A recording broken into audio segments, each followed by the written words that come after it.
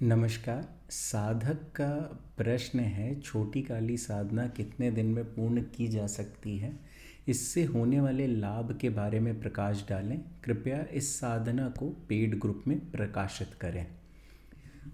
यह साधना के विषय में मैंने बहुत समय पूर्व बताया था। मुझे ऐसा लगता है ये जो साधक हैं ये काफ़ी लंबे समय से संस्था से जुड़े हुए हैं, इसीलिए इन्हें इस साधना के विषय में जानकारी है। देखिए, जो काल के सबसे निकटतम है वह ही काली है, और काल का अर्थ समय, अंधकार, काल किसी भी रूप में समझा जा सकता है ना।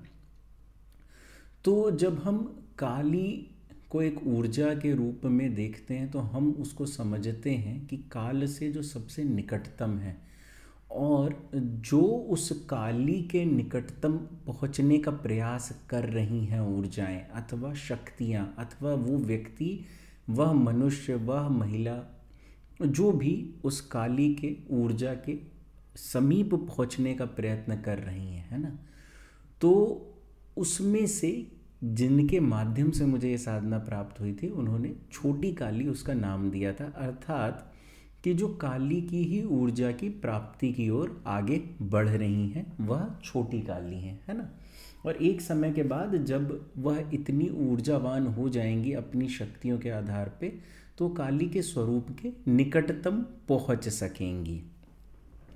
तो यह साधना मुझे किससे प्राप्त हुई यह तो अब बताने का कोई लाभ नहीं है, लेकिन इस साधना को मैंने काफ़ी वर्ष पूर्व किया था। इस साधना का अनेक प्रकार से लाभ समझा जा सकता है। देखिए, किसी शक्ति से क्या क्या प्राप्ति की जा सकती है, जब साधक उस साधना को पूर्ण करता है तभी समझ सकता है ना। लेकिन यदि ऐसे कोई व्यक्ति समझना चाहे कि उस साधना से क्या लाभ होगा या फलाना साधना से क्या लाभ होगा, इसको बहुत कम शब्दों में ही बताया जा सकता है। तो मूलतः जो छोटी काली की साधना है यह किसी भी प्रकार की अतृप्तता को अंत करने के लिए होती थी, क्योंकि स्वयं काल के निकटतम है, इसलिए जितनी भी अतृप्तताएं हैं वह इनके अधीन है, जो भी नकारात्मक हैं। तो इस साधना को करने से साधक को किसी भी प्रकार से दर्शन प्राप्त हो सकते हैं, स्वप्न में, प्रत्यक्ष अथवा बंद आँखों से आज्ञा चक्र पे कहीं पे भी दर्शन प्राप्त हो सकते हैं। और सभी अपनी अपनी इच्छाओं के लिए साधनाएं करते हैं, है ना। जब मैंने इस साधना को किया था उस समय जो भी मेरी इच्छा रही हो वह मैं सार्वजनिक नहीं करना चाहता, है ना।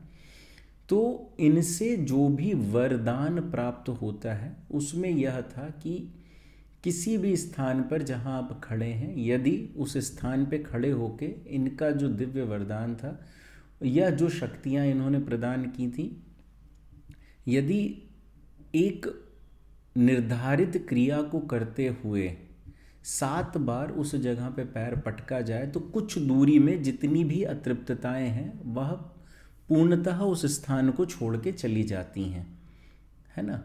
तो इसकी विपरीत क्रिया भी की जा सकती है, खाली ऐसा ही नहीं होता कि सिर्फ इसी को किया गया तो यही सब कुछ होगा, है ना। तो यह मैंने इसका प्रभाव बहुत बार देखा है और 100% इसका प्रभाव मिलता है। जहाँ पर भी मैंने प्रयोग किया है, जहाँ पर भी अतृप्तता सच में मौजूद है। देखिए, एक होता है कि व्यक्ति को कई बार महसूस होता है कि वह अतृप्तता से ग्रसित है ना, और उससे संबंधित समस्याएं उसको होती रहती हैं। एक होता है कि 100% तय है कि इसके ऊपर जो अतृप्तताएं हैं वो इस पर प्रभाव डाल रही हैं, है ना। अब सामान्य व्यक्ति के लिए समझने के लिए क्या होता है कि जैसे त्वचा का फट जाना, है ना, कई बार नाना प्रकार से रक्त होना, शरीर के आंतरिक अंगों में समस्या होने लगना, शरीर का गलना ढलना, है ना, बहुत सारी चीज़ें हैं जो समय से पूर्व ही घटने लगती हैं शरीर में, या इतने कम समय में घटने लगती हैं कि व्यक्ति समझ नहीं पाता कि उसके साथ हो क्या रहा है। ऐसी स्थितियां जहां पर 100% तय है कि किसी अतृप्तता का ही प्रभाव है, वहां पर इसका प्रयोग करने से 3 दिवस के अंदर यह वरदान है। लेकिन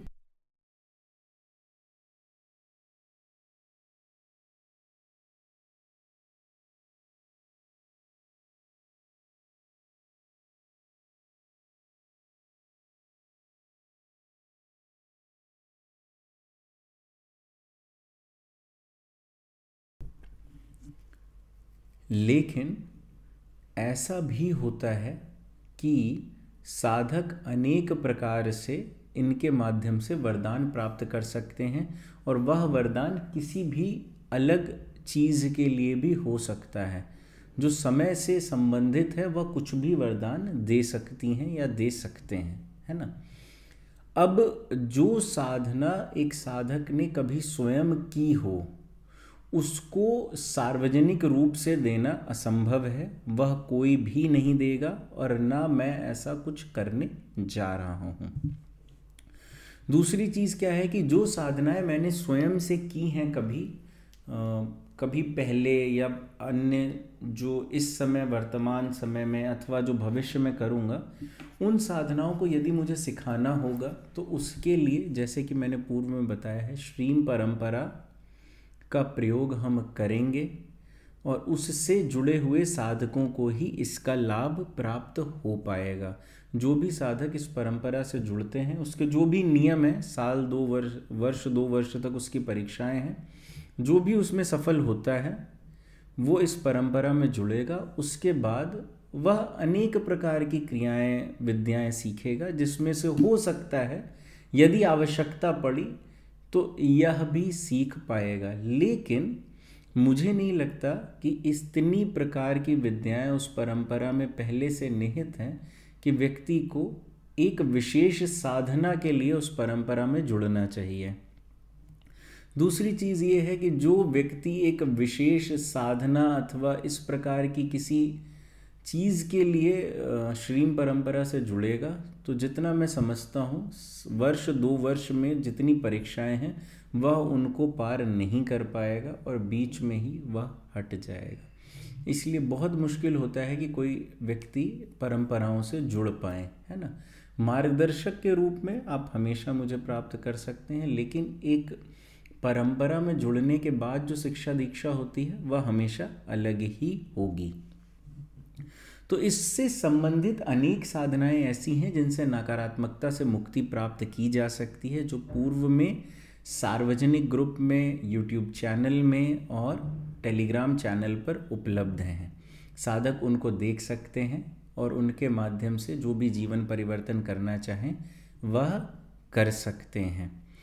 यह जितने भी प्रश्न हैं या मैं टेलीग्राम के माध्यम से ले रहा हूँ, तो जिन भी साधकों के मन में कोई भी प्रश्न है वह टेलीग्राम चैनल ज्वाइन करके मुझसे सीधे प्रश्न करके प्रश्नोत्तरी के दिवस अपना उत्तर प्राप्त कर सकते हैं। टेलीग्राम चैनल का लिंक नीचे डिस्क्रिप्शन बॉक्स में दिया हुआ है, आप सभी उससे ज़रूर जुड़ें, और तंत्र जगत में मैं आपका स्वागत करता हूँ। धन्यवाद एवं नमस्कार।